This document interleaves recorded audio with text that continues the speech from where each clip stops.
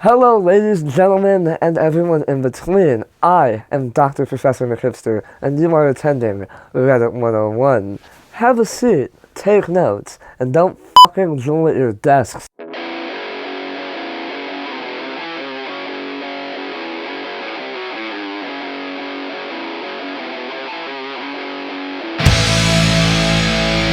Our first lesson was not very well received, so we decided to change up the classroom a little bit. Today's lesson will be on a species very similar to the nice guy, the neckbeard.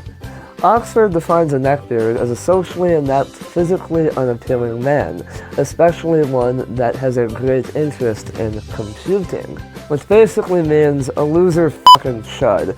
As we did with the first lesson, we will begin with describing how to identify a neckbeard. Physical attributes include untamed scruff protruding from the neck, obesity, although thinner neckbeards do exist.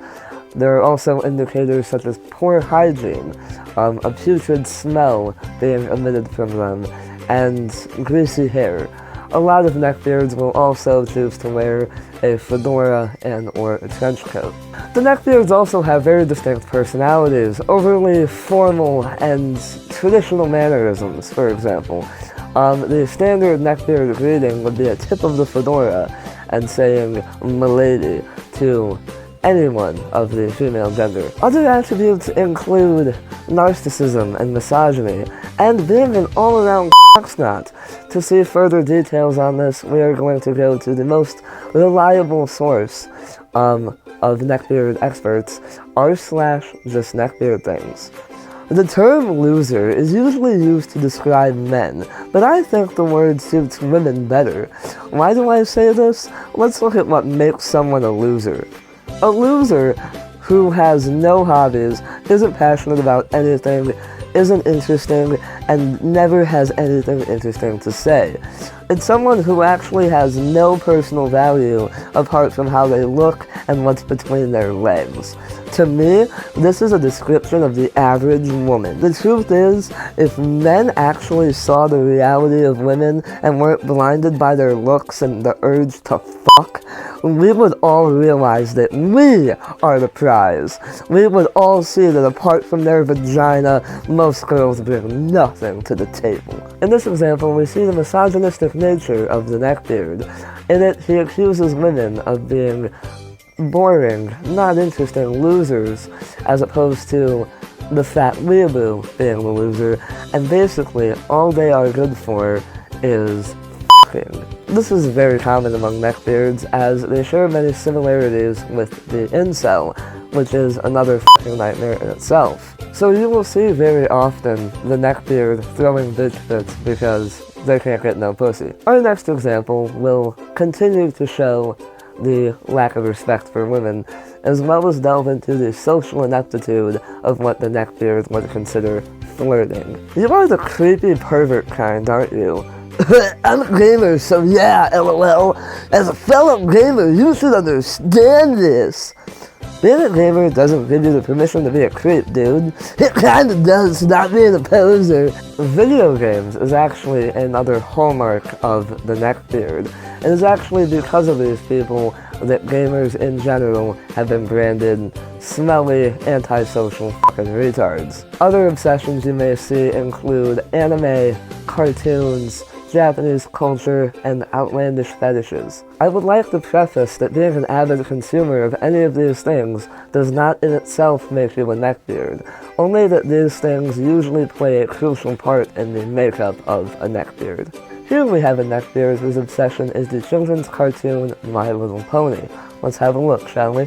My pony waifu Princess Celestia told me, "I want you right by my side this entire evening." She does not want me to leave her side.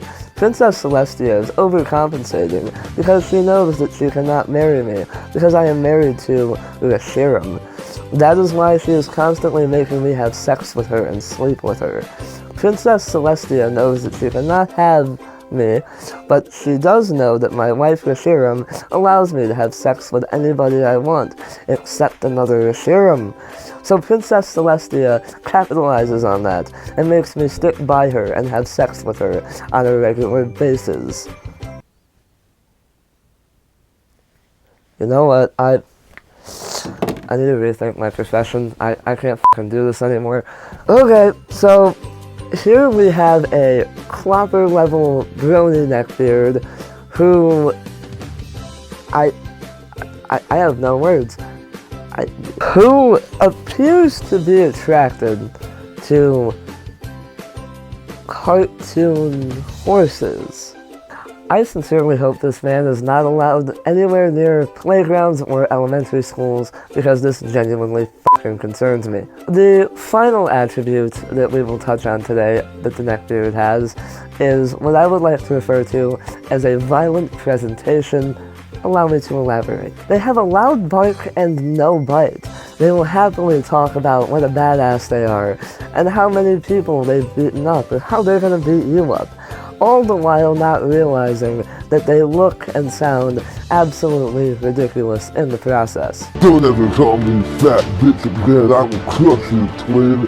You see my tattoo, my inner weapon is a shield, because I'm unbreakable. You can't hurt me with you simple words. I got serious psycho issues. I go crazy in my rage mode, and scream and hurt everything around me with my intense strong force. I have an arsenal of sharp and brutal weapons, and that I hold with ease, and could end any life in an instant. Call me fat bitch again, and I'll be at your house, and you beg me to stop hurting you. Because I am too evil.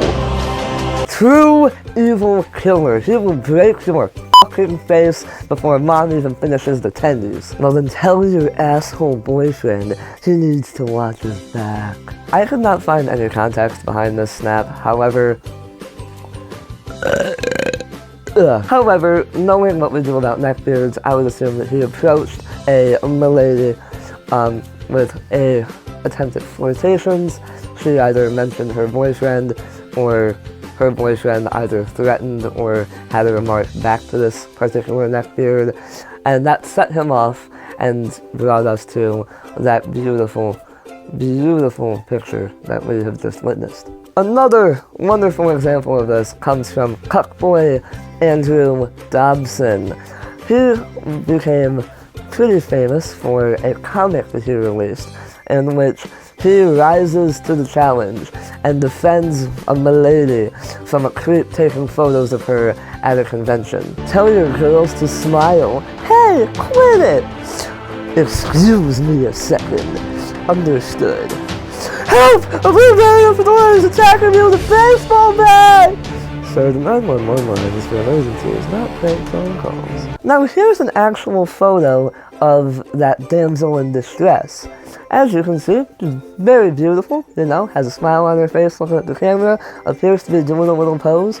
All seems well. I mean, overall, it's a very nice cosplay. Very, very nice, you know, little photo of her. But where is Dobson? Is he brandishing a baseball bat to come to her defense and beat the fuck out of that photographer? No. He's actually sitting back here, like a little pussy, a far cry from tipping his fedora while feeding Lucille. Neckbeards are a cancer on society. However, through my research, I do believe that they can be cured. If you or someone you love is experiencing these neckbeardish tendencies, please follow these instructions. Try to keep a clean shave or trim your beard. A little jawline beard like I got, that's okay for those of you who have lesser facial hair. My cutoff would be halfway above the Adam's apple. Also, be sure to bathe on a regular basis. Be sure to shampoo your hair at least once every 2 to 3 days, and wash your body at least once every other day. Develop a productive hobby, even if it's making shitty YouTube videos. Just don't be a NEET. Also, don't fucking clop either. That's just uncomfortable, man. Women are not meat. Treat them like actual human beings. Who knows, they may even like you. And if you are a neckbeard who believes that they are a total badass, walk up to a Chad and challenge him to a fight. After getting your shit rocked, that should give you a good perspective. Remember what we learned today, it will help you in the future. And now a few quick announcements before class is dismissed. First is the McHIPSTER Shoutouts of the Week. How it works is every Monday there will be a Clout Shout question in which you will answer. The funniest or most creative answers will be read aloud next week, and their authors will receive a shout-out. Since no one answered the last question of the week, I'm just pulling these shout-outs out my ass. Internet radio show Shooting from the Hip, TikToker dumbbaby.html. Links to all of their stuff is in the description below. Be sure to check them out and tell them the Clout Mouse sent you. This week's Clout Shout question is, how do you cope with stress? You can either answer in the comment section here, and the questions are also going to be posted on my Facebook, Twitter, and Instagram. So you have a chance to answer on there, and a chance to receive a shout out next week. Answer the fucking question, please. I'm tired of shouting out the same fucking people. Just answer it. Final note of credit will be given to Dead Earth. They have recently given me unlimited access to their library, so the music on this channel is going to be very fresh. The intro and the outro song, Endless Ruins, will be linked in the description of this video and every one after it. Be sure to go check it out, give it a buy, support local music. You know how it goes. Thanks for watching. Show me you like what you see by thumbing the hell up. And subscribe with the bell icon to join the Mr. Mouse Clout House. I am Dr. Professor McHIPSTER. Class dismissed.